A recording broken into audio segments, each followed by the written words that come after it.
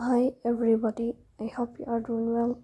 Today we'll talk about how to fix or how to solve the problem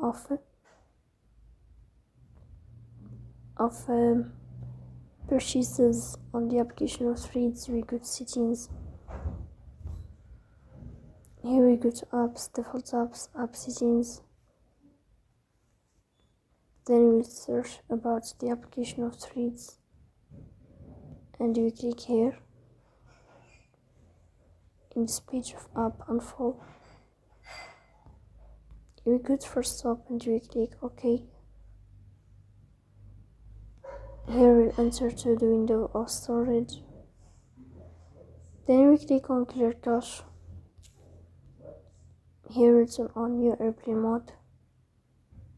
And you'll turn off your airplane mode again to fix that problem. So that's all, don't forget to support us.